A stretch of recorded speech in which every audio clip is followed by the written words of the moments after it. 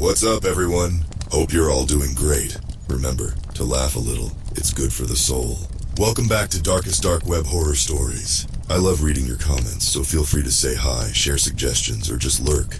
Don't forget to show your support by liking the video and subscribing if you haven't already. And with that said, enjoy the stories. I messed up big time. The message glowed on my phone screen, mocking me. My hands shook as I read it again. I know what you did. Pay up or everyone finds out. Attached was a video. My stomach dropped as I hit play. There I was, drunk off my ass, doing lines of coke off a stripper's tits. Shit.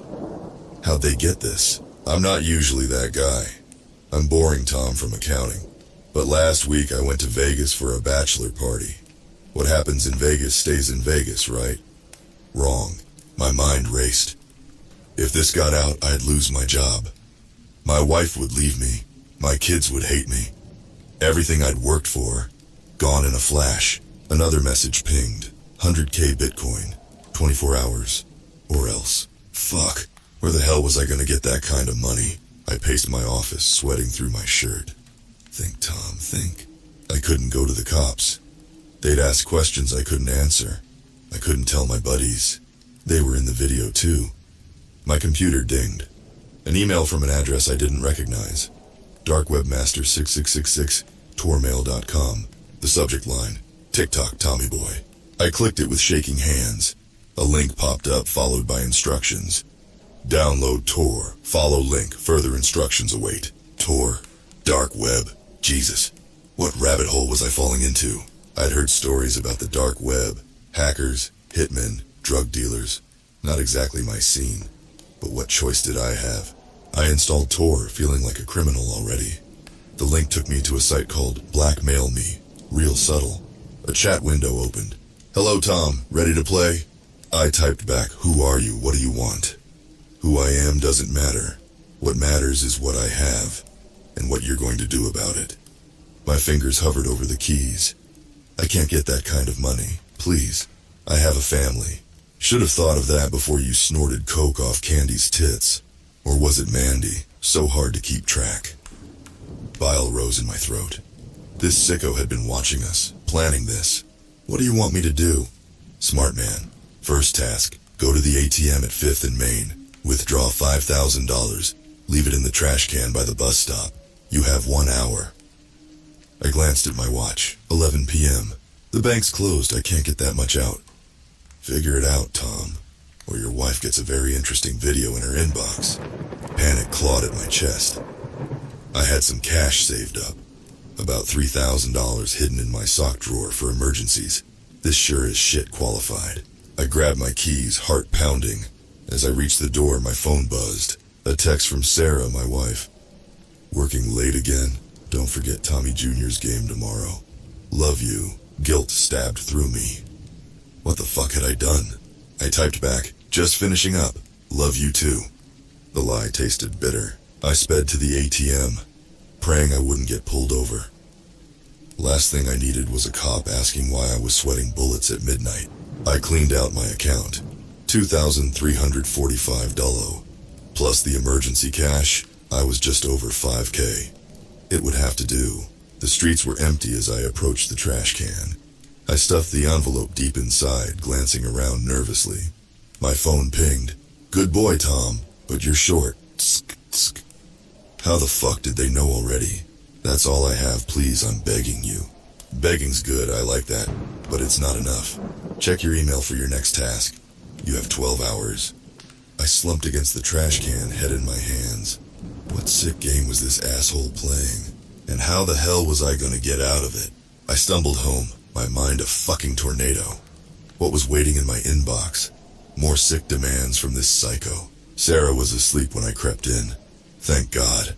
I couldn't face her right now. I fired up my laptop, hands shaking as I logged into my email. There it was. Subject, round 2, Tommy boy. I clicked it, feeling like I was gonna puke.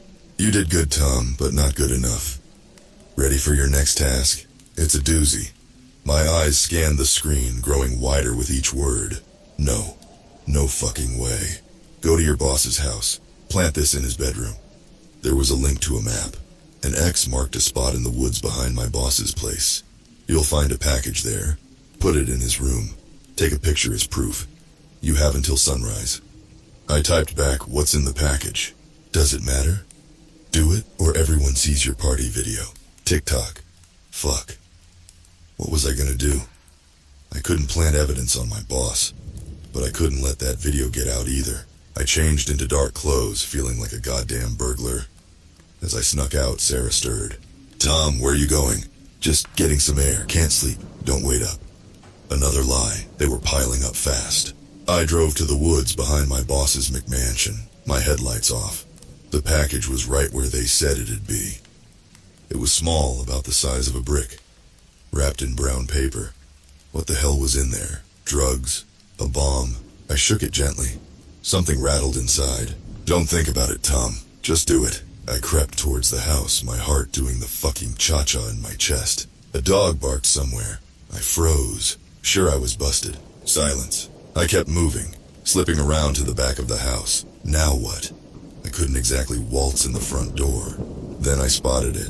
A window cracked open on the second floor. Are you fucking kidding me? I'm an accountant, not Spider-Man. But I didn't have a choice. I started climbing, praying the lattice would hold my weight. I hauled myself through the window, landing with a soft thud. Shit. Did anyone hear? I held my breath, listening. Nothing but the sound of my own pounding heart. I crept through the dark house, feeling like the world's shittiest cat burglar. Where the fuck was the bedroom? I tried a door. Bingo. My boss snored on the king-size bed, his trophy wife curled up next to him. I tiptoed in, package clutched to my chest. Where to put it? Under the bed? In a drawer? I settled for the closet, tucking it behind some shoe boxes. I snapped a quick pic with my phone. As I turned to leave, I knocked over a lamp. It hit the carpet with a soft thud. My boss stirred. Who's there? Fuck. I dove into the closet, barely breathing. Please go back to sleep. Please go back to sleep. Honey, did you hear something? Go back to bed, it's nothing. I waited until the snoring started again before creeping out. I'd never moved so quietly in my life. Back through the window, down the lattice, across the lawn. I didn't breathe easy until I was back in my car. I sent the picture to the email address, my hands shaking. Package delivered, now leave me alone. The reply came instantly.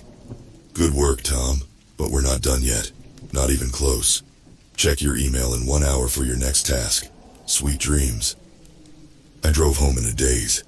What the fuck had I just done? And what else was this sicko gonna make me do? I crawled into bed next to Sarah, feeling like the world's biggest piece of shit. She mumbled sleepily, "Everything okay, hon?" I wrapped my arms around her, holding on for dear life. "Yeah, babe, everything's fine." But it wasn't. And I had a feeling it was only gonna get worse. I didn't sleep a wink. How could I? I just planted God knows what in my boss's bedroom. And this nightmare was far from over. My alarm buzzed at 6 a.m., time for my next task. Fuck my life. I grabbed my phone, heart racing as I opened the email. "Morning, sunshine, ready for some fun?" Fun, right. About as fun as a root canal with a rusty spoon. Your next job is simple, go to work, act normal. When the cops show up, play dumb.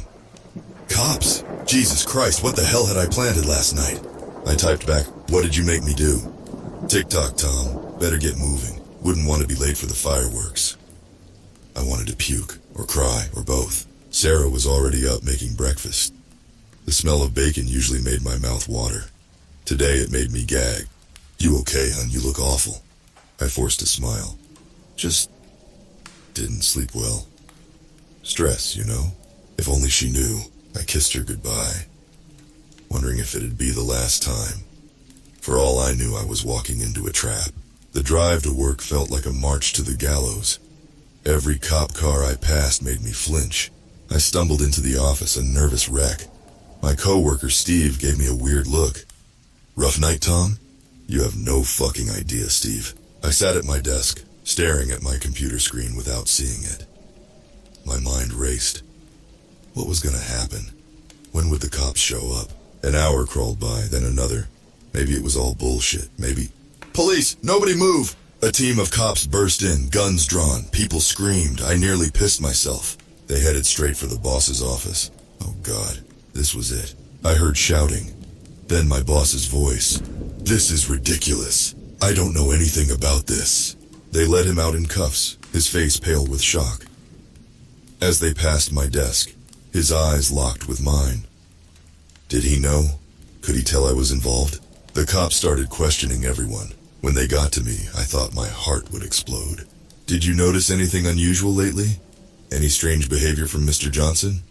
I shook my head, not trusting myself to speak. "Where were you last night between 11 p.m. and 2 a.m.? Shit, they knew the timing. Home, sleeping. My wife can vouch for me." The cop eyed me suspiciously. Did he buy it? Finally, they left. The office buzzed with shocked whispers. "Did you hear they found kiddie porn on his computer?" My blood ran cold. That's what I'd planted. Jesus fucking Christ. I'd framed my boss as a pedophile. I was going to hell for sure. My phone buzzed. Another email. "Well done, Tom. You're a natural. Ready for your next assignment?" I wanted to scream, to confess everything, to end this nightmare. But I couldn't. One wrong move and that video would ruin my life. I typed back, "No more. Please. I'll pay you whatever you want." Oh, Tom, so naive. This isn't about money, it's about power. My power over you, and we're just getting started. Bile rose in my throat. There was no end to this. I was fucked. Another message pinged. "Meet me, midnight. The old factory on Elm. Come alone or the video drops." This was it. My chance to face this bastard. To end this somehow. But how? I couldn't go to the cops. Couldn't tell anyone. I was on my own. And I had no fucking clue what to do. As I left the office, my phone rang. Sarah. "Tom, what's going on? There are cops at our house." Oh God, what fresh hell was this? I don't know. I'm on my way. I sped home, my mind reeling. What else had this psycho done? And how the fuck was I gonna get out of this mess? I raced home, my mind a fucking hurricane of panic. Cops at my house, what the hell had that sicko done now? I screeched into the driveway, nearly taking out the mailbox. 2 cop cars were parked out front. Neighbors gawked from their lawns. Great. Just fucking great. Sarah ran out, her face pale. "Tom, thank God you're here. They're asking about last night, about where you were." Shit. I plastered on a calm face I didn't feel. "It's okay, babe. Probably just routine stuff about what happened at work. Let's go talk to them." Inside, 2 detectives waited. One tall and thin, the other built like a bulldog. Neither looked happy. Bulldog spoke first. "Mr. Thompson, where were you last night between 11 p.m. and 2 a.m.? Here we go. Showtime. Home in bed. Right, honey?" Sarah nodded, but she looked confused. Fuck. She knew I'd gone out. Tall and thin raised an eyebrow. "Your wife says you went out for air around midnight. Couldn't sleep, apparently." Double fuck. "Oh, right. Yeah, I forgot. Insomnia, you know, just walked around the block a few times." "For 2 hours?" I shrugged, trying to look casual. "Lost track of time, I guess. Had a lot on my mind with work and all." They didn't look convinced. Can't blame them. I wouldn't believe me either. "Mr. Thompson, we have security footage of someone matching your description near your boss's house last night. Care to explain?" Triple fuck with a side of oh shit. I don't know what you're talking about. I was nowhere near there. Bulldog leaned in close. I could smell his coffee breath. "Listen, pal. We know you were there. We know you planted that stuff in Johnson's room. What we don't know is why. So start talking, or you're coming downtown in cuffs." My mind raced. What could I say? The truth was too insane. They'd never buy it. "I want a lawyer." Tall and thin sighed. "Have it your way, Mr. Thompson. But we'll be back. Count on it." They left, but the damage was done. Sarah stared at me like I was a stranger. "Tom, what's going on? Were you really at your boss's house? Did you plant that awful stuff?" I wanted to tell her everything, to spill my guts and beg for forgiveness, but I couldn't. One word in that video would destroy us. "Sarah, I can't explain right now, but please trust me, I'm handling it." "Handling what, Tom? For God's sake, talk to me?" I couldn't meet her eyes. "I'm sorry, I need some time to figure things out." She shook her head, tears in her eyes. "I don't even know who you are anymore. Join the club, babe. She stormed upstairs. I heard the bedroom door slam. My phone buzzed. Another fucking email. Oops, did I forget to mention the security cameras? My bad. Guess you're in quite the pickle now, Tommy boy. But don't worry. I can make it all go away. If you do exactly what I say. TikTok. Midnight's coming. I wanted to smash my phone. To scream. To run away and never look back. But I was in too deep now. No way out but through. I glanced at the clock. 6 p.m. 6 hours till my meeting with the devil. 6 hours to come up with a plan, to find a way out of this nightmare. But how? I was no criminal mastermind. I was just a stupid accountant who'd made a dumb mistake, and now I was paying for it. Big time. I grabbed my car keys. I didn't know where I was going, just that I couldn't stay here. As I pulled out of the driveway, I saw Sarah watching from the window. The look on her face damn near broke me. What have I done? And how the hell am I gonna fix it? I drove off into the fading light, no idea where I was headed. But knowing one thing for sure. By midnight, this would all be over, one way or another. I drove aimlessly, my mind racing faster than my piece of shit Honda. What the fuck was I gonna do? I couldn't go to the cops. Couldn't tell Sarah. Couldn't do jack shit without that video ruining everything. Before I knew it, I was parked outside a dingy bar. Screw it. If I was going down, might as well go down drunk. I stumbled in, the smell of stale beer and desperation hitting me like a punch to the gut. Perfect. Just like home. Whiskey, double, keep 'em coming. The bartender, a guy who looked like he'd seen some shit, just nodded. No judgment here. My kind of place. 3 drinks in, my phone buzzed. Another fucking email. Drinking away your troubles, Tom? Tisk tisk. Better sober up. You've got a big night ahead. I looked around wildly. Was this asshole watching me? A guy at the end of the bar caught my eye. He was staring right at me. A creepy-ass grin on his face. No way, it couldn't be. Could it? I stumbled over, liquid courage coursing through my veins. You! Are you the one? The sick fuck who's been torturing me? He just laughed. Buddy, I don't know what you're on, but I want some. Fuck, just a random drunk. I was losing it. I headed for the bathroom, splashing water on my face. Get it together, Tom. As I looked in the mirror, a thought hit me like a freight train. What if I turned the tables? What if I set a trap of my own? I grabbed my phone, fingers flying over the keys. Fine. You win. I'll meet you at midnight. But I'm not coming alone. I've got friends in low places too, asshole. You fuck with me, they fuck with you. Got it? I hit send before I could chicken out, bluffing my ass off, but what choice did I have? The reply came fast. Ooh, tough guy now, huh? Fine. Bring your friends. More fun for me. See you at midnight, Tommy boy. I stumbled out of the bar, a half-assed plan forming in my booze-soaked brain. I needed backup. Real or fake didn't matter. Just someone to make this look legit. I scrolled through my contacts. Who was dumb enough or desperate enough to help me? Steve from work? Nah, too straight-laced. My cousin Mike? Too unreliable. Then I saw it. Crazy Eddie. Eddie was an old college buddy. Lived on the wrong side of the tracks. Always in some kind of trouble. Perfect. I dialed, praying he'd pick up.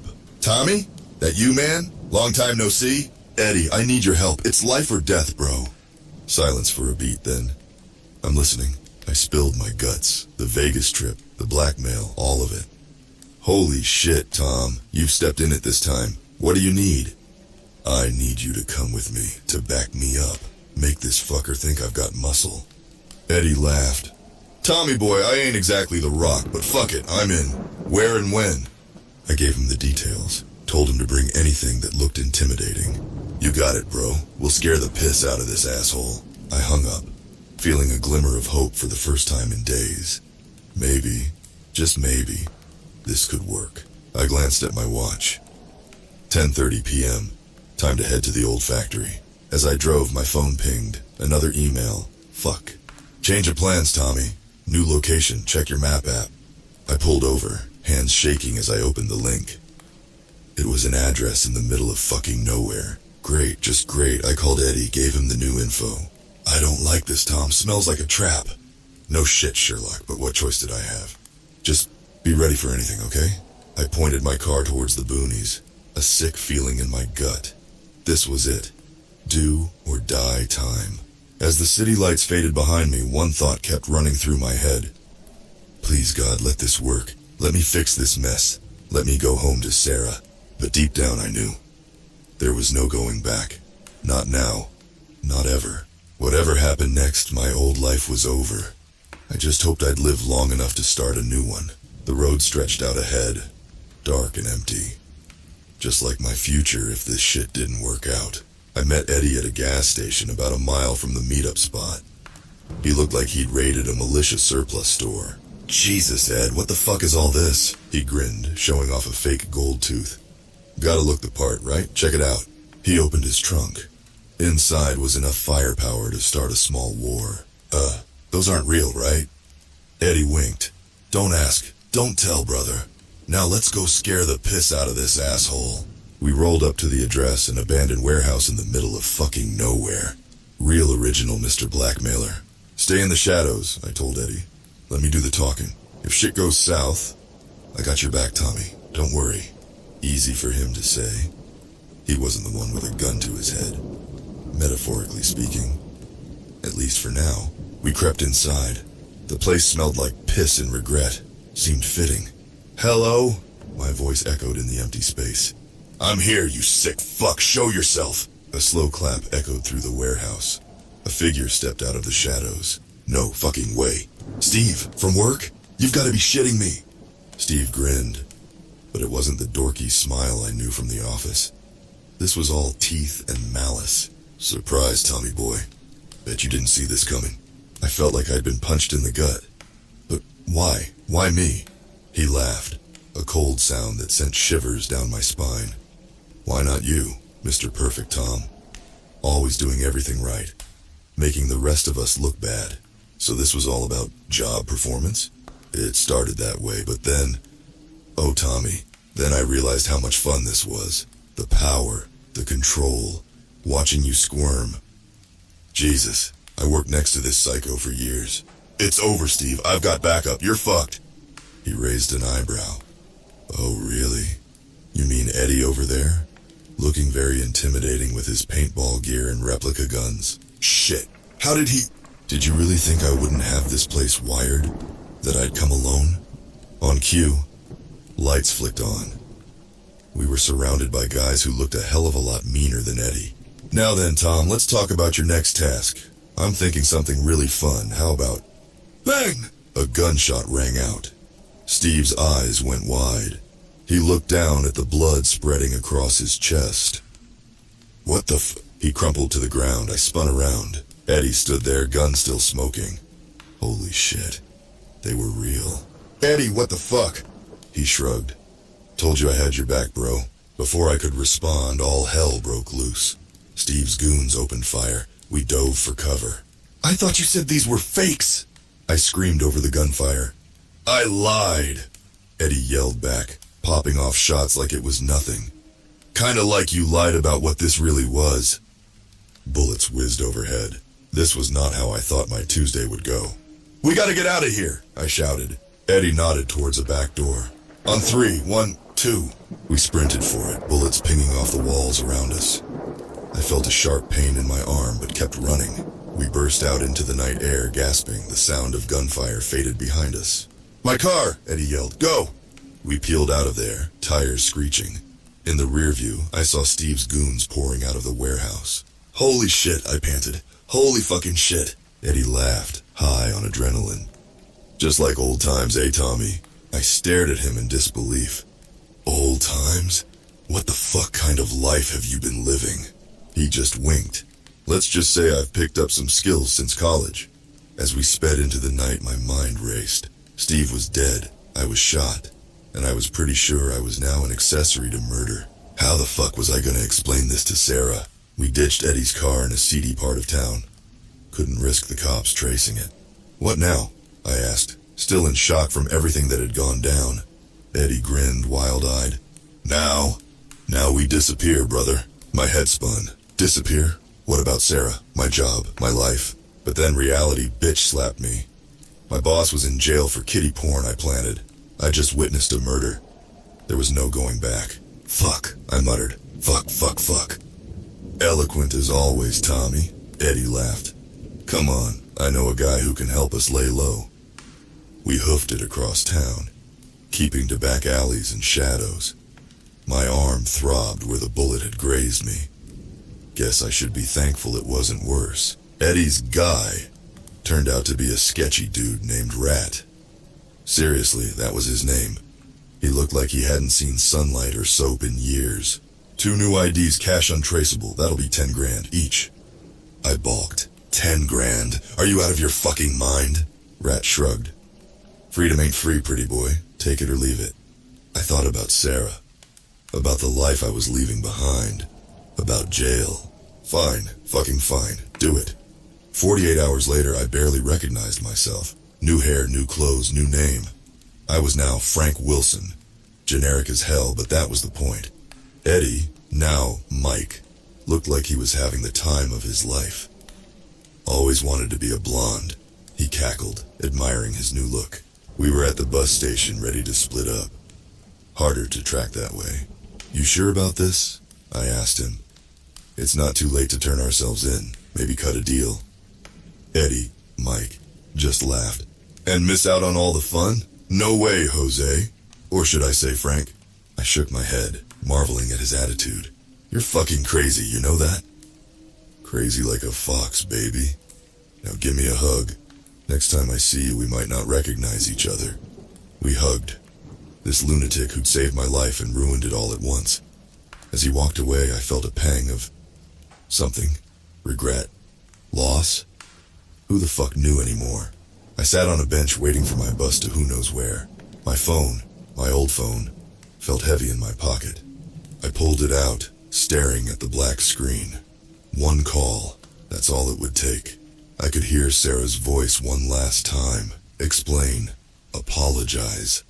But I knew I couldn't, for her sake as much as mine. I stood up, walked to the trash can, and dropped the phone in. Goodbye, old life. Hello. Whatever the fuck this was. As I settled into my seat on the Greyhound, a news alert caught my eye on the TV in the station. Local man wanted for questioning in bizarre crime spree. My face, my old face, flashed on the screen. Well, shit. The bus lurched into motion.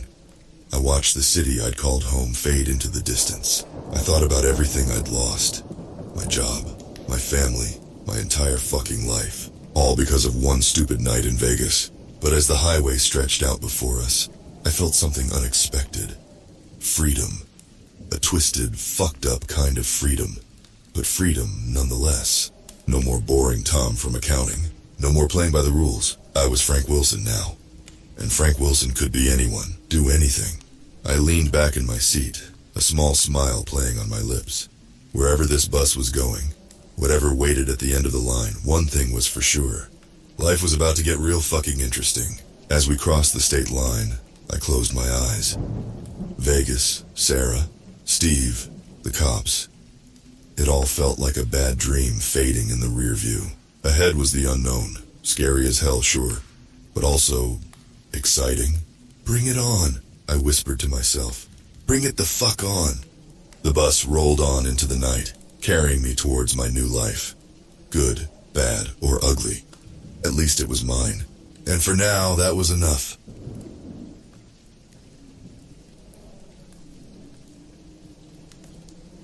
I never thought much about the dark web. It was just one of those things people whispered about, like urban legends or ghost stories.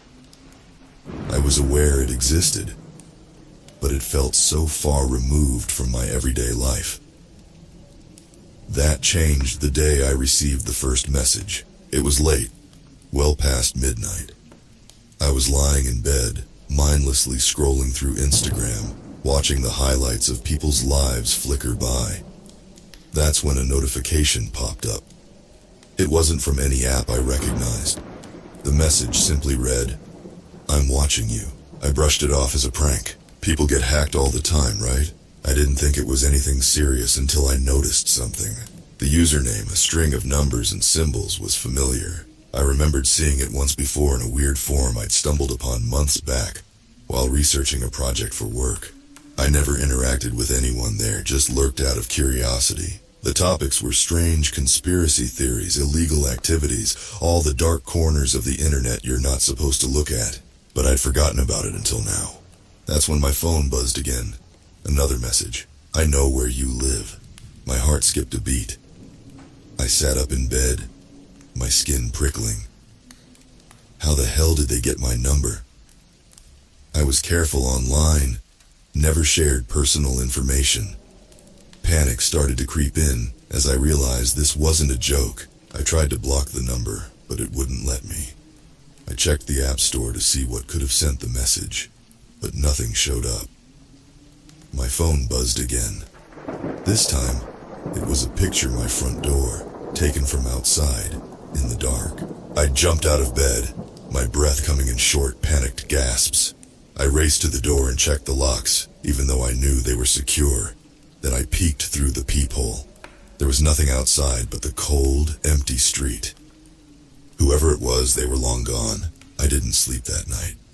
I kept my phone beside me, waiting for another message that never came.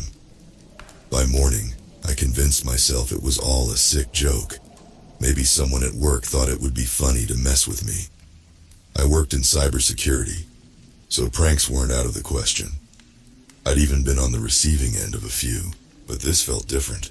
I went through my day as usual, trying to push the incident out of my mind, but the uneasy feeling lingered. I couldn't shake the image of that photo, the way it was taken from just outside my door, close enough to touch. That evening, as I was walking home from work, I got another message. This time, it was a video. My hand shook as I hit play. The video was grainy, but I recognized the location immediately. It was my apartment building. The camera panned up, stopping at my window. I could see myself inside, moving around, oblivious to the fact that someone was watching me. I froze. My legs turned to jelly and I had to lean against a nearby wall to keep from collapsing. This was real. Whoever this was, they were right here, right now, watching me. I wanted to scream, to call the police, but I knew it wouldn't help. What could they do? Track the messages? I was in cybersecurity. I knew how this game was played. This person was using the dark web. There was no trace, no digital fingerprint to follow. Another message buzzed in. You can't hide from me. That night, I didn't go home. I checked into a hotel instead, paid in cash. I didn't tell anyone where I was. As I lay in the unfamiliar bed, staring at the ceiling, I realized this wasn't just some random creep. This was personal, and I was in real danger. The next day, I called in sick. I couldn't go back to my normal routine, not after what had happened. Every time I heard a phone buzz, my heart would skip a beat. I was jumpy, paranoid. The only place I felt remotely safe was the hotel, and even then, I couldn't shake the feeling that someone was watching me. I needed to figure out who this person was and why they were targeting me. I logged onto my laptop, set up a secure VPN, and started digging. I searched through old emails, checked social media accounts, and went over every interaction I'd had online in the past few months. Nothing stood out. There was no angry ex, no disgruntled client, no one who had a reason to stalk me. But then I remembered that forum I'd stumbled upon, the one with the strange topics and weird usernames. I hadn't thought about it since that night, but now it seemed like the most likely source. I logged into the forum using a fake account I'd created for my research. The threads were just as bizarre as I remembered, discussions about secret societies, black market dealings, even posts about hiring hitmen, but nothing that connected to me. I scrolled through the threads, looking for anything familiar when I saw it, a post with the same username that had sent me those messages. My blood ran cold as I clicked on the thread. It was titled The Hunt. Inside were dozens of replies, all from different users, discussing a game where they would pick a random person, track them down, and see how long it took to make them break. The original post was from the user who had messaged me. They called themselves The Hunter, and the most recent post, it was about me. They'd chosen me as their target, and now they were tracking my every move. There were updates, times I'd left my apartment, places I'd gone, even details about what I'd worn. This person was following me in real life, not just online. The comments were full of people egging them on, offering suggestions for how to scare me more, how to push me to the edge. My hands were trembling as I closed the laptop. This wasn't just a stalker. It was a community of people who found pleasure in terrorizing strangers, pushing them to the brink of madness. And I was their latest victim. I knew I had to get off the grid, disappear completely. But how? I couldn't leave everything behind, my job, my life. But staying put was no longer an option. I packed a bag with essentials, grabbed as much cash as I could find, and left the hotel without looking back. As I drove aimlessly through the city, I tried to think of a safe place to go, somewhere they wouldn't find me. I considered leaving the city altogether, but I knew they could track me if I used my credit cards or checked into another hotel. Then I remembered my aunt's cabin upstate. It was isolated deep in the woods, and she hadn't used it in years. I hadn't been there since I was a kid, but it was perfect.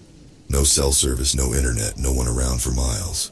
I made the drive up in the dark, constantly checking my mirrors, convinced that someone was following me. But the roads were empty, and by the time I reached the cabin, I was exhausted, my nerves frayed to the breaking point. The cabin was dusty, the air musty from being closed up for so long. I found some old candles, lit them, and collapsed onto the couch. For the first time in days, I felt a sliver of relief. Maybe, just maybe, I was safe here. But then, as I was drifting off to sleep, my phone buzzed. My blood turned to ice as I stared at the screen. Another message. You can run, but you can't hide. I hurled the phone across the room, my heart racing. They knew. They always knew. And no matter where I went, they would find me. The hunt was far from over. I stayed in the cabin for days, completely cut off from the world. No phone, no internet, nothing. It felt like I was going insane with the isolation, but at least I was safe. At least I thought I was. I spent most of my time pacing the small living room, the old wooden floorboards creaking under my weight. I'd check the windows every few minutes, expecting to see someone lurking outside. But the woods remained silent. The only sounds were the rustling of leaves and the occasional cry of a distant bird. The paranoia was getting to me. Every noise, every shadow made me jump. I barely slept, and when I did, my dreams were filled with faceless figures chasing me through endless dark corridors. I knew I couldn't stay there forever. I needed a plan.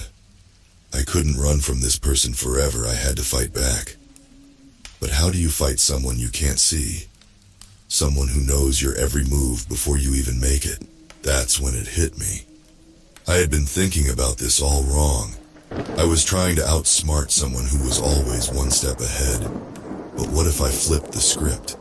What if I started hunting the hunter? I needed to get back online, to dig deeper into that forum, to find out who this person was.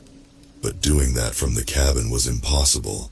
I had to go back to the city, back to where I could access the tools I needed. It was a risk, but I didn't have a choice. I packed up my things and left the cabin at dawn, driving back to the city with a new sense of purpose. I was done running. It was time to take control. When I got back, I didn't go home. I couldn't. Instead, I checked into a small, run-down motel on the outskirts of town. It was the kind of place that didn't ask questions. The kind of place where people disappeared without a trace. Perfect. I set up my laptop, connected to the Wi-Fi, and logged into the forum. My hands shook as I typed in the username of the person stalking me. The Hunter. It felt like I was summoning a demon by speaking its name. The thread was still active, full of new updates. They had tracked me to the cabin. There were pictures of my car parked outside, of me walking through the woods. I felt a sickening dread in the pit of my stomach. They had been there, watching me the whole time, but this time, I didn't panic.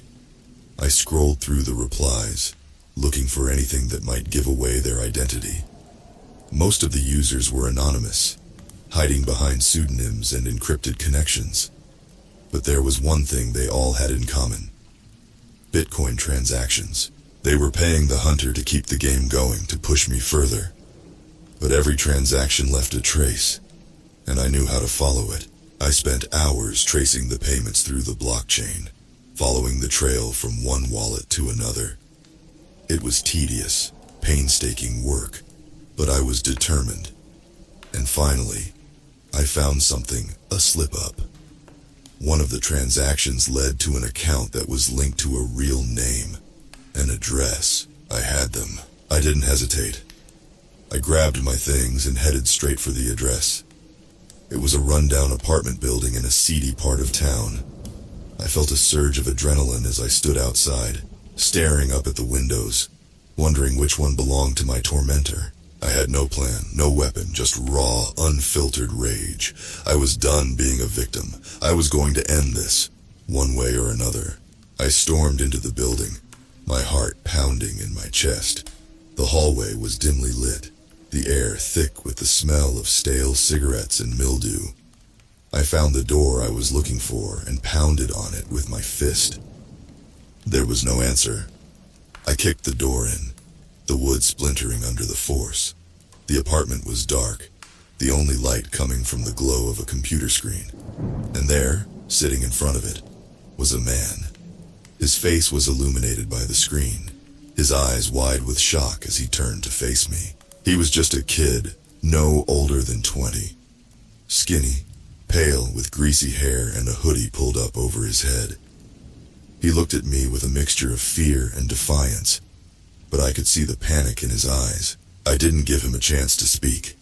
I lunged at him, knocking him off the chair, slamming him to the ground. I was screaming, crying, all the fear and anger I'd been holding and pouring out in a violent torrent. "Why?" I screamed, my hands tightening around his throat. "Why are you doing this to me?" He choked, his face turning red as he struggled to breathe. But then, through his gasps, he managed to speak. It's not me," he wheezed, his voice barely audible. It's them." I froze, my grip loosening slightly. "What do you mean?" He coughed, sucking in air. "I'm just one of them. They're everywhere. You can't stop them." His words sent a chill down my spine. I looked around the room, at the screen showing multiple live feeds. My apartment, the cabin, the streets I'd walked. There were more people involved in this than I'd realized. This wasn't over. I left the apartment in a daze, my mind reeling from what I'd just learned. The kid had been just a pawn in a much larger game. The real danger was out there, lurking in the shadows, watching my every move. And now, I had a choice. Keep running, or dive deeper into the darkness. I chose the latter. Back at the motel, I logged onto my laptop, my fingers trembling as I typed. I wasn't looking for the hunter anymore. I was looking for the network behind them, the people who were pulling the strings. I knew they were out there, hidden in the deepest corners of the dark web. Hours passed as I combed through forums, message boards, and chat rooms. I found whispers of a group known as The Abyss, a collective of hackers, stalkers, and criminals who thrived on chaos. They were the ones behind the hunt, the ones who had turned my life into a living nightmare, but finding them was easier said than done. Every lead I followed turned into a dead end. Every username was a ghost, vanishing as soon as I got close. It was like chasing shadows in a pitch-black room. I was getting frustrated, angry. I was so close, but it felt like I was banging my head against a brick wall. And then, just as I was about to give up, I received a message. It was from an anonymous user, someone I hadn't seen before. The message was simple. Meet me at 4 a.m. South Street docks, come alone. My gut screamed that it was a trap, but I was too far gone to care. I needed answers, and this was the only lead I had. So I packed up my things, left the motel, and drove to the docks. The place was deserted. The only sounds were the lapping of water against the pier and the distant hum of the city. I stood there shivering in the cold, my eyes scanning the darkness for any sign of movement, and then I saw them. A figure emerging from the shadows, dressed in black from head to toe. Their face was hidden behind a mask, their voice distorted by a voice changer. "You're in over your head," they said, their voice cold and mechanical. "I don't care," I shot back. "I want this to end. Tell me how to stop them." They tilted their head as if considering my request. "There is no stopping them, but there is a way out." "What do you mean?" They hesitated, and for a moment I thought they were going to leave without answering. But then they spoke, their words sending a chill down my spine. "They want you to break," they said. "That's the whole point of the hunt. But if you turn the tables, if you make them break, they'll let you go." I frowned. "How the hell am I supposed to do that?" "You have to find them," they replied. "Find the ones running the game and make them fear you. It's the only way." Before I could ask anything else, they turned and disappeared into the night, leaving me alone with my thoughts. Find them, and make them fear me. It was a tall order, but I was desperate. I couldn't live like this anymore, constantly looking over my shoulder, wondering when the next attack would come. I drove back to the motel, my mind racing. I needed to come up with a plan, a way to track down the people behind the abyss. And then, an idea came to me. A risky, dangerous idea, but one that just might work. I was going to lure them out, make them think they had me cornered, and then turn the tables on them. It was a long shot, but it was all I had. I spent the next few days setting everything up. I made sure to stay off the grid, using burner phones and encrypted connections to avoid being tracked. I created a false trail, leading them to believe I was planning to leave the country, to disappear for good. And then I waited. The messages started again, more frequent and more threatening than ever. They knew I was planning something, but they didn't know what. The tension was palpable, the air thick with anticipation. Finally, the night came. I was holed up in an abandoned warehouse, a laptop in front of me, connected to a live feed from the dark web. I watched as the chat room filled up, usernames flashing across the screen. They were here. I took a deep breath and typed out my message. "Let's end this." The chat room erupted with activity, messages flying back and forth, each one more vicious than the last. They wanted to break me, to push me to the edge, but they didn't realize I was already there. I was done playing their game. Now it was my turn. I typed out another message, my fingers trembling. "I'm waiting for you." I included the address of the warehouse, knowing it would be enough to draw them in. They responded almost immediately, taunting me, telling me I was making a mistake. But I ignored them, my focus razor sharp. I had a plan, and I was going to see it through to the end. The minutes ticked by, each one feeling like an eternity. My heart was pounding in my chest, adrenaline coursing through my veins. I knew they were coming. I could feel it. And then I heard it, the sound of footsteps outside the warehouse. I tensed, my hand gripping the knife I'd brought with me. I wasn't sure what I was going to do with it, but it made me feel safer, more in control. The door creaked open, and I saw them, 3 figures dressed in black, their faces obscured by masks. They moved silently, like predators stalking their prey. My heart skipped a beat, fear clawing at my insides, but I pushed it down. I couldn't afford to be scared. Not now. They spread out, searching the warehouse. their movements deliberate and methodical. They were looking for me, but I was one step ahead. I'd set up a series of traps, small but effective. The first one went off as soon as they stepped into the center of the room, a flashbang, blinding them momentarily. I didn't waste a second. I launched myself at the nearest figure, the knife flashing in the dim light. I didn't think, just acted, the blade sinking into flesh with a sickening crunch. They let out a grunt of pain, stumbling back, but I didn't stop. I couldn't. I slashed again, the knife tearing through their clothes, their skin. Blood sprayed across the floor, the metallic smell filling my nostrils. The other two figures reacted quickly, moving towards me. But I was ready. I grabbed a pipe from the ground and swung it at the second figure, catching them in the ribs. They crumpled to the ground, gasping for air. The third figure lunged at me, but I ducked, the knife slipping from my hand as we grappled. We rolled across the floor, each trying to gain the upper hand. They were stronger, more experienced, but I was desperate, fueled by a primal need to survive. I managed to get on top, my hands wrapped around their throat, squeezing with all my might. They thrashed beneath me, trying to throw me off, but I held on, my grip tightening.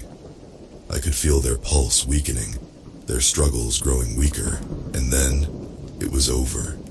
They went limp beneath me, their bodies still, their breathing stopped. I let go, stumbling back, my own breath coming in ragged gasps. My hands were covered in blood, my heart racing. I felt a sickening mix of triumph and horror at what I'd just done. I stood there, panting, my eyes scanning the room. Two of them were dead, their bodies lying in pools of blood. The third one, the one I'd stabbed first, was still alive, but barely.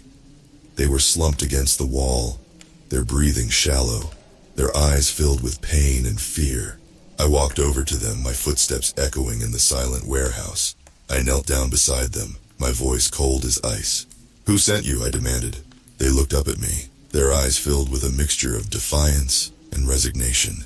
They knew they were going to die, but they weren't going to give me the satisfaction of an answer. I grabbed their mask and ripped it off, revealing a face twisted in pain. They were older than I expected, their hair streaked with gray, their skin weathered. This was no kid playing a game. This was a seasoned killer, someone who had done this before. "Who sent you?" I asked again, my voice trembling with rage. They coughed, blood trickling from the corner of their mouth. And then they smiled, a cold, cruel smile that sent a chill down my spine. "You'll never stop them," they whispered. "They're everywhere." And then, with one final rattling breath, they died. I stared at their body, my mind numb. This was supposed to be over. I was supposed to be free, but it wasn't. The abyss was still out there, still hunting me. I was alone in a world full of shadows, and there was no way out. The warehouse felt eerily quiet after the fight, the air thick with the stench of blood and sweat. My heart was still pounding, my mind racing with everything that had just happened. The bodies on the floor were a stark reminder that this was far from over. I wiped my hands on my jeans, trying to get rid of the bloodstains, but it was no use. The red smears only spread, a permanent reminder of what I'd done. I couldn't stay here, not with the dead around me. But where could I go? The abyss knew I was here. They knew I was fighting back. And now, I'd killed 3 of their people. I grabbed my laptop, shoved it into my bag, and bolted out of the warehouse. The streets were empty, the city asleep, unaware of the nightmare unfolding in its shadows. I kept my head down, my pace quick, trying to put as much distance between myself and the carnage as possible. I didn't stop until I reached a small rundown hotel on the outskirts of town. It was the kind of place where people didn't ask questions, where anonymity was part of the service. The clerk barely looked at me as I paid in cash and took the key to my room. Once inside, I locked the door, shoved a chair under the handle for good measure, and collapsed on the bed. My body was exhausted, but my mind wouldn't stop racing. The abyss was still out there, still hunting me, and I had no idea how to stop them. I pulled out my laptop, logging into the dark web, hoping to find some clue, some way to end this. But all I found was more horror. The chat rooms were buzzing with activity, people talking about the fight, about the dead. They knew what I'd done, and they were angry. My heart sank as I scrolled through the messages, the threats, the promises of revenge. I was a marked woman, and there was no escaping it. The abyss wouldn't stop until I was dead. But then, a message caught my eye. It was from an anonymous user, someone who hadn't been in the chat before. The message was short, cryptic. There's a way out, but it's not what you think. Meet me at the old train station at midnight. Come alone. I stared at the screen, my mind spinning. It could be a trap, another attempt to draw me out, to finish what they'd started. But what choice did I have? I couldn't keep running forever. I had to face them, to end this once and for all. Midnight was only a few hours away. I had time to prepare, to think of a plan. But no matter how much I tried, I couldn't shake the feeling that this was it. My final showdown with the abyss. As the clock ticked closer to midnight, I grabbed my bag, checking the contents one last time. The knife was still there, along with a small handgun I'd managed to get my hands on. It wasn't much, but it was better than nothing. I left the hotel, the streets dark and deserted, the city a ghost town. The old train station was on the outskirts, a relic from a time long past, abandoned and forgotten. The perfect place for a final confrontation. I arrived a few minutes early, my nerves on edge, every shadow seeming to move, every sound amplified in the silence. I waited, my hand on the knife, ready for anything, and then I saw them. A figure stepping out of the darkness, their face obscured by a hood. They moved slowly, deliberately, as if they knew I was watching. "Who are you?" I called out, my voice steady despite the fear coursing through me. The figure stopped, just out of reach, their face still hidden. "I'm your way out," they said, their voice low and calm. "Why should I trust you?" They tilted their head as if considering the question. "Because you don't have a choice." I hesitated, my hand tightening around the knife. "What do you want?" They took a step closer, their face finally coming into view. It was a woman, older, with sharp features and cold, calculating eyes. "I want to help you," she said. "But you have to trust me." I didn't trust her, not for a second. But I was desperate, and she was the only lead I had. "How?" She smiled, a thin, humorless smile. "By ending the abyss, once and for all." Her words hung in the air like a death sentence. Ending the abyss? It sounded impossible, but the look in her eyes told me she was serious. "How?" I asked, my voice trembling. She stepped closer, her expression unreadable. "You can't just kill the abyss. It's not a person. It's an idea, a movement. But every movement has a leader. Cut off the head, and the body dies." I frowned. "Who's the leader?" Her eyes darkened, a flicker of something dangerous crossing her face. "You're not ready for that answer." I clenched my fist, anger flaring up. "Try me." She studied me for a moment, as if weighing her options. Then she sighed. "The leader of the abyss is someone you know. Someone you've trusted." My heart skipped a beat. "Who?" She shook her head. "Not here. Too many ears listening. But I'll tell you this, they're closer than you think." The words sent a chill down my spine. I couldn't believe what she was saying. How could someone I knew be behind all of this? It didn't make sense. But before I could press her further, she turned and started walking away. "Wait," I called after her. "What am I supposed to do?" She paused, glancing back over her shoulder. "Find them before they find you. It's the only way to end this." And then she was gone, swallowed by the darkness, leaving me alone with my thoughts. The weight of her words bore down on me. Someone I knew was behind the abyss. But who? And how was I supposed to find them? I wandered the streets aimlessly, my mind racing. I thought of everyone I'd come into contact with since this nightmare began. Friends, acquaintances, even strangers. Who could it be? Hours passed in a blur, the city waking up around me. I was exhausted both physically and mentally, but I couldn't stop. I had to find them before it was too late. And then, like a bolt of lightning, it hit me. The one person who had always been there. Who had always seemed to know more than they should. The person I had trusted more than anyone else. My best friend Lisa. It all made sense now. The cryptic messages, the way she always seemed to be one step ahead. She had been guiding me, manipulating me, leading me straight into the abyss's trap.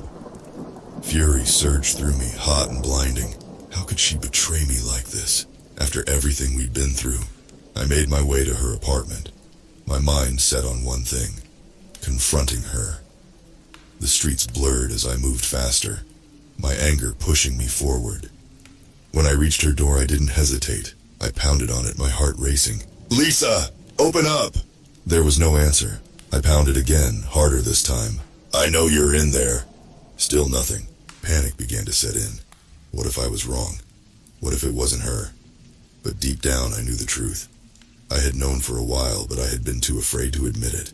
I tried the doorknob, and to my surprise, it turned. The door creaked open, revealing a dark, empty apartment. My stomach dropped. Something was wrong. I stepped inside, the silence suffocating. "Lisa?" No answer. I moved through the apartment slowly, my senses on high alert. And then, I saw it. A note on the kitchen table, written in Lisa's handwriting. "I'm sorry," that was all it said. 2 words, but they carried the weight of the world. I sank into a chair, the note trembling in my hands. She was gone. I didn't know where or why, but she was gone. And with her, my last chance at stopping the abyss. The realization hit me like a ton of bricks. I had failed. The abyss had won, and there was nothing I could do to stop it. I sat there for what felt like hours. The note crumpled in my hands, my mind a whirlwind of emotions. Betrayal, anger, fear, but most of all, despair. And then slowly, a new thought began to take shape. Maybe I couldn't stop the abyss. Maybe it was too late for that. But I could still survive, I could still fight. I wasn't going to let them win, not without a fight. I stood up, the note falling to the floor. I didn't know where I was going, or what I was going to do. But I knew one thing for sure. I was done being their victim. The abyss had stared back and I wasn't going to blink. Not this time.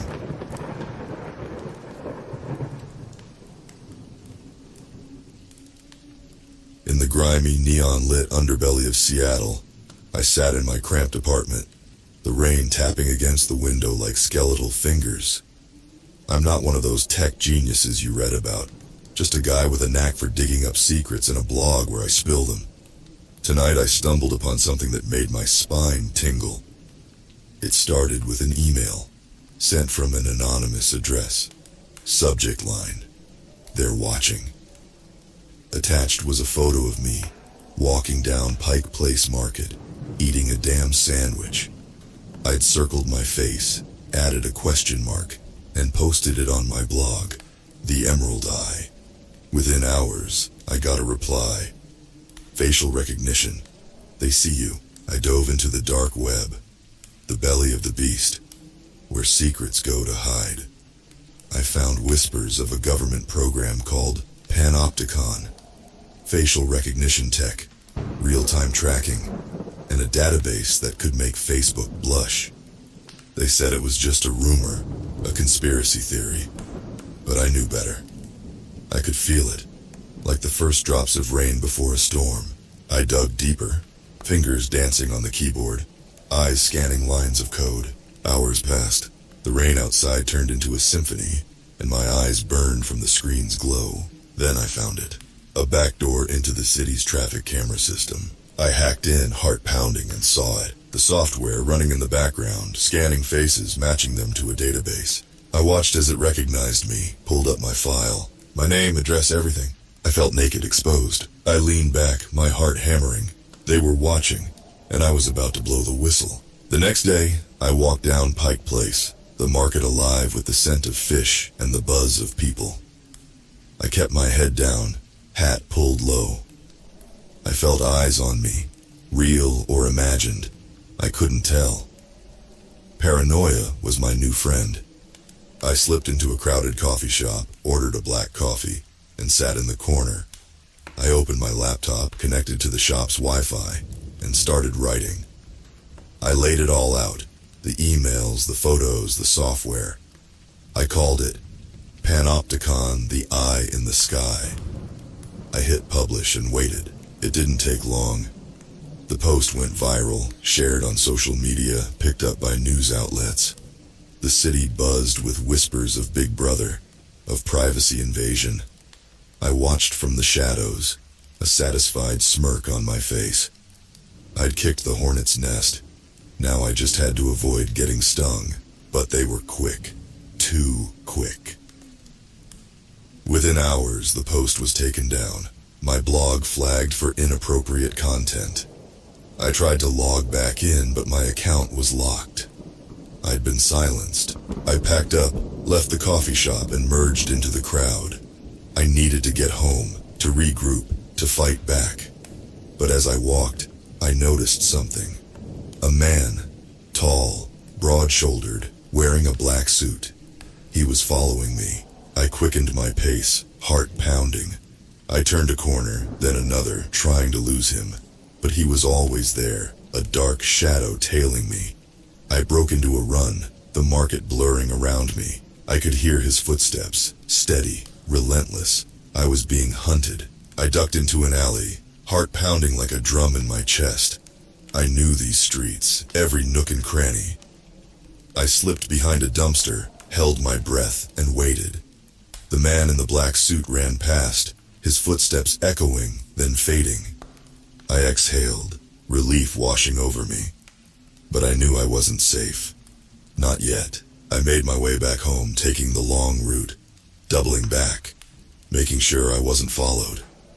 I locked the door behind me, drew the curtains, and turned on my laptop. They thought they could silence me. They were wrong. I created a new blog, The Emerald Ghost. I wrote about the man in the black suit, about being silenced, about the chase. I ended with a promise. I won't be intimidated. I won't be silenced. I will expose Panopticon. I hit publish, encrypted the post, and sent it out into the world. But I needed more. I needed proof. Something irrefutable.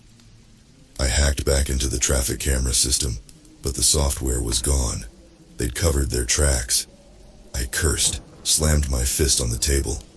Then, I had an idea. I hacked into the city's database, the one that held the facial recognition files. I searched for my name, found my file, and downloaded it. It was all there. Every photo, every video, every piece of data they had on me. I stared at it, a chill running down my spine. This was the proof I needed. I was about to log off when I noticed something. A folder, hidden deep within the database. It was labeled Panopticon, Phase 2. I clicked on it, and what I saw made my blood run cold. Plans, blueprints, memos. They were all there, laid out like a roadmap to hell. Phase 2 was an expansion, a leap from facial recognition to full-blown surveillance. Cameras in every home, every business, every street corner. Drones in the sky, eyes in the shadows. They wanted to see everything, control everything. I read through the files, my stomach churning. They were testing it, right here in Seattle. A pilot program, a model for the rest of the country. I saw names, dates, locations.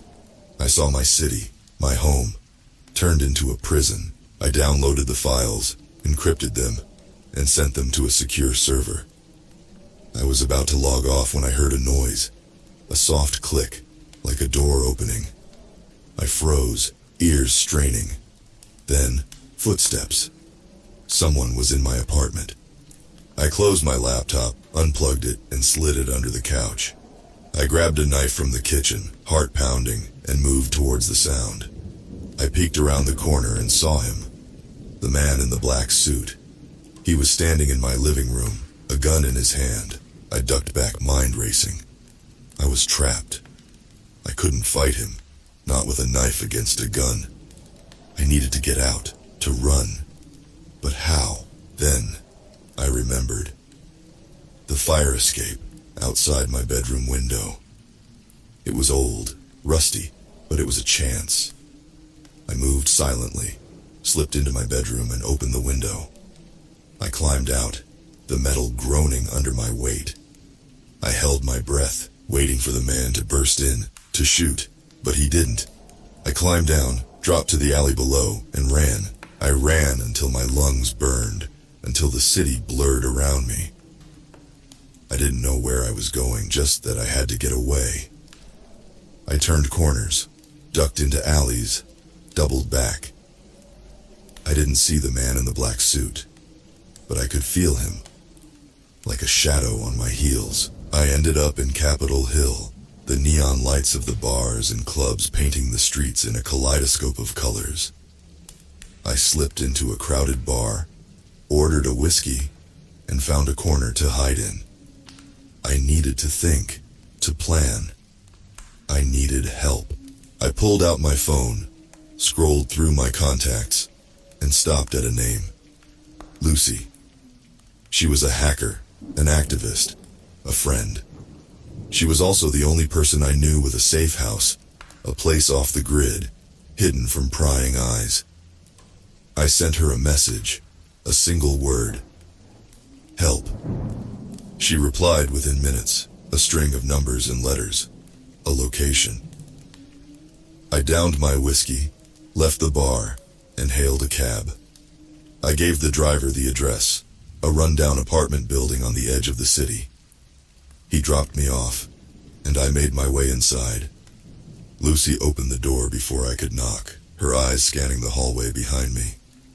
She was small, her hair a wild mess of curls, her eyes sharp behind thick glasses.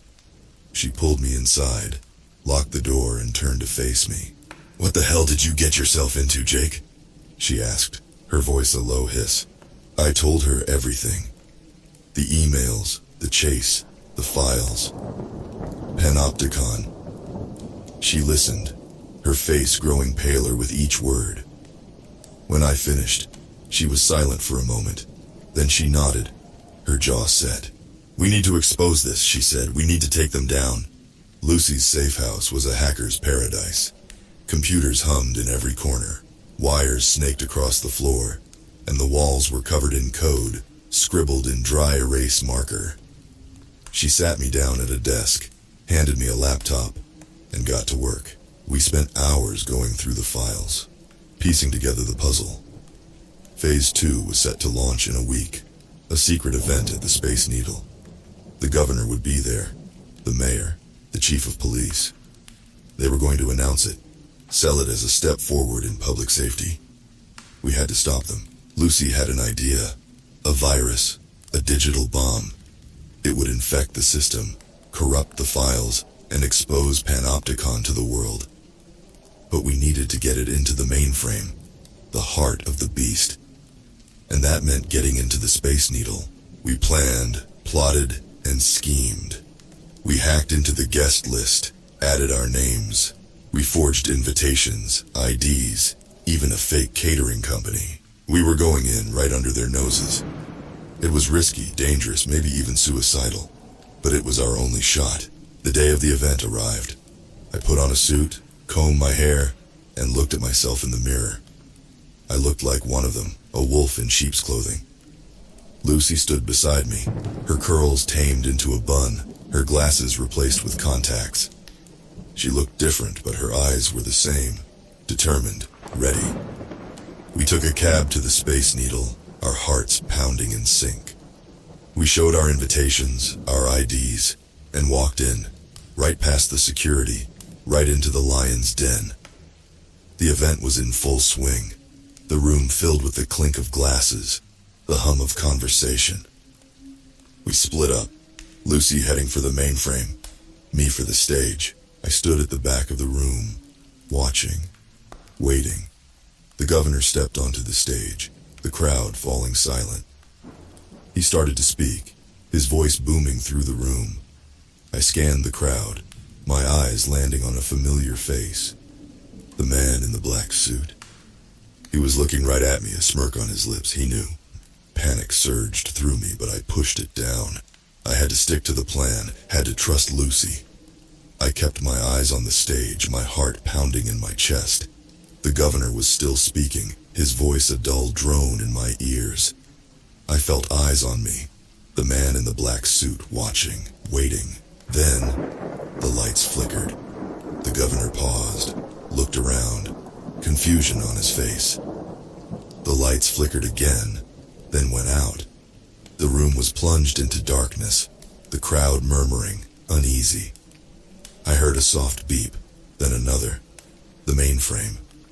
Lucy. The lights came back on, the crowd blinking, looking around. The governor cleared his throat, opened his mouth to speak, but he was cut off by a scream, a high-pitched, ear-piercing scream that echoed through the room.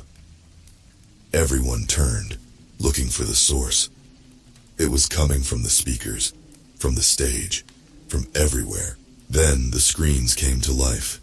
The presentation, the slides, the lies, they were all gone, replaced by the truth, the files, the photos, the videos, panopticon, exposed for all to see. The room erupted into chaos, the crowd shouting, screaming, pushing. The governor stood on the stage, his face pale, his mouth open, no words coming out. I saw the man in the black suit, pushing through the crowd, his eyes locked on me. I turned, ran, shoving people out of my way. I had to get out, had to find Lucy. I burst into the hallway, the noise of the crowd fading behind me. I ran towards the mainframe room, the door open, the lights flickering. The lights. Lucy was inside, standing over a computer, her fingers flying over the keyboard. She looked up as I entered, a grin on her face. "It's done," she said. "It's over." But it wasn't. Not yet. The man in the black suit was still out there, still hunting us. We had to run, had to hide. But we had done it. We had exposed Panopticon, had shown the world the truth. We had won. We slipped out of the Space Needle, merged into the crowd, and disappeared into the night. We left Seattle, left our old lives behind. We became ghosts, shadows, whispers in the dark. But we were alive, and we were free. The government tried to spin it, tried to deny it, but it was too late. The truth was out, and it spread like wildfire. Protests erupted, cities rebelled, and Panopticon fell.